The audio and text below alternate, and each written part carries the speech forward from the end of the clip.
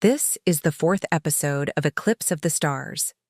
If you have not yet watched episode 3, do so now or you'll miss important details needed to understand this episode. Our story opens with Selene sleeping soundly in a bed of soft moss. Her breathing is slow and even, a stark contrast to the turmoil raging outside. Suddenly, she jerks upright, gasping for air as if clawing her way out of a suffocating nightmare. Her eyes are wide with terror, and her hands instinctively clench the relic, digging her fingernails into its surface. Slowly, her breathing returns to normal, her heart still pounding a frantic tattoo against her ribs. But there's no trace of the dream in her eyes now. Only determination flickers there, reflecting the urgency of their fate. She is in a vast field of floating stars, each twinkling like a miniature sun. In the distance, a figure resembling Selene stands bathed in the starlight. This astral version of Selene raises her head, her face obscured by flowing locks of hair. She speaks in a voice that echoes with cosmic grandeur. Astral Selene. 3 hearts must bleed under one eclipse, only then shall fate be rewritten. As the words leave her lips, a chill wind whips across the field, rustling the non-existent trees around them. And then, just as suddenly, the vision ends. Selene finds herself back in the familiar forest clearing, the gentle sunlight filtering through the leaves overhead. She looks down at the relic in her hands, its intricate pattern seeming to writhe and twist before her eyes. The vision has ended, but its message resonates like a hammer blow, echoing in the chambers of her heart. The eclipse draws ever nearer, and with it, the prophecy of the blood pact of the Triune hangs heavy in the air. Selene knows that soon she will have to face the truth of those words. 3 hearts must bleed under one eclipse. Only then shall fate be rewritten. Selene rises, brushing the remnants of her dream from her eyes. The vision may have been a dream, but the urgency it carried is all too real. Selene, Ren, Lyria and Alaron stand at the edge of a precipice overlooking a breathtaking vista. Below them, the land stretches as far as the eye can see, dotted with quaint villages and winding rivers that shimmer like silver threads in the sunlight. In the distance, the peaks of Moonspire rise majestically, beckoning them forward. Moonspire, the ancient observatory where the prophecy was first recorded, is said to be the only place where the relic can be stabilized. It is here that Selene hopes to find a way to control the relic's power and perhaps even unravel its secrets. Suddenly, the tranquility of the scene is shattered by a thundering crash.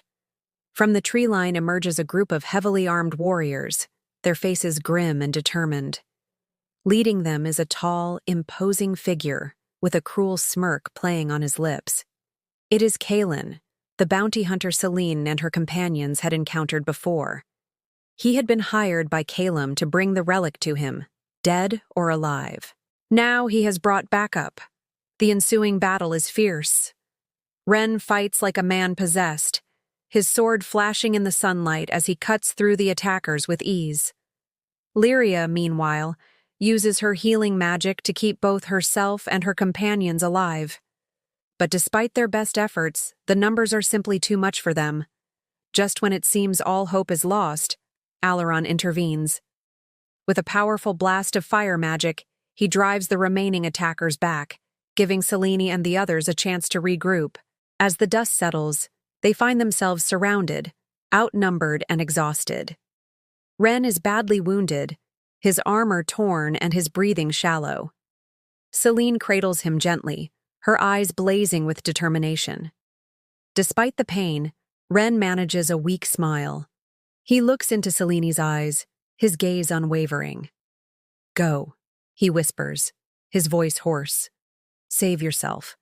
I'll hold them off."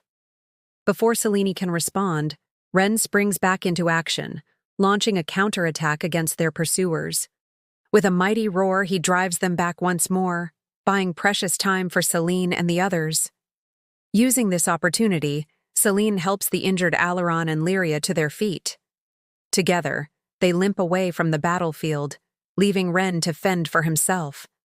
As they flee, Selene casts one last glance over her shoulder. She sees Ren fighting valiantly, but she knows that even his superhuman strength cannot last forever. That night, as the moon hangs heavy in the inky black sky, Selene tends to Ren's wounds in a secluded cave. The fire crackles merrily, casting flickering shadows on the cave walls as she gently cleans and bandages his wounds. Ren winces slightly as she touches his chest, but he remains silent, his gaze fixed on the flames. The air between them is thick with tension and unspoken emotions. Finally, Selene breaks the silence, her voice barely a whisper. "You always protect me," she says, her eyes never leaving his. "Even when it hurts you." Ren turns his gaze to her, a faint smile gracing his lips. "I'd bleed 1,000 times for you, Selene," he replies, his voice raspy but firm. His eyes lock onto hers, and in that moment, everything changes. Their connection is undeniable. Slowly, Selene leans closer, her heart pounding in her chest. She can feel the warmth of his body even through his tunic, and the scent of his skin fills her senses. Ren mirrors her movements, his breath hitching slightly as their lips meet. It is a gentle kiss at first, a soft exploration of newfound feelings, but it quickly deepens, becoming a heated display of passion and longing. For Selene and Ren, this is more than just a kiss. It is a confession, a promise, a surrender to the undeniable bond that unites them. It is the first time they have truly let go, allowing themselves to be vulnerable and open with each other. When they finally break apart, the cave is filled with an awkward silence. Selene runs a trembling hand through her hair, her cheeks flushed and her heart racing. Ren, too, is affected by the intensity of the moment. He clears his throat, attempting to mask his own blush with a cough. The mood has shifted. There is a new understanding between them, a deeper connection forged in the fires of their shared experiences and the intensity of their feelings. The following morning, as the first rays of sunlight begin to illuminate the sky, Selene and her companions stand within the ancient observatory at Moonspire.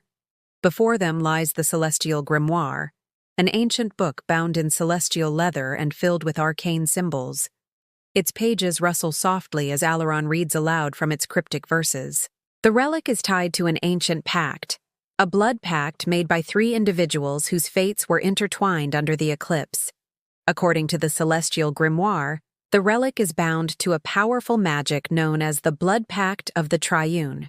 To fulfill the prophecy, the blood of 3 chosen souls must bind the relic under the coming eclipse. Those chosen ones are Lyria, Ren, and Selene. But once bound, one of the 3 must die to seal the fate. A heavy silence falls over the group. Selene feels a cold dread seep into her bones. The words of the grimoire echo in her mind. One of the 3 must fall. What does it mean? Who will be chosen? And how can she possibly prevent it? As the weight of their impending doom settles upon them, Selene realizes that their fight is far from over. The eclipse is approaching rapidly, and with it, the stakes have just become unimaginably higher. As the sky darkens with the nearing eclipse, the 4 prepare for the blood pact ritual. Tension is high, but who will sacrifice what? Will Selene take her life, sacrificing herself for the greater good? Or will someone else take that burden upon themselves? The answer lies hidden beneath the surface, waiting to be revealed as the eclipse casts its final shadow.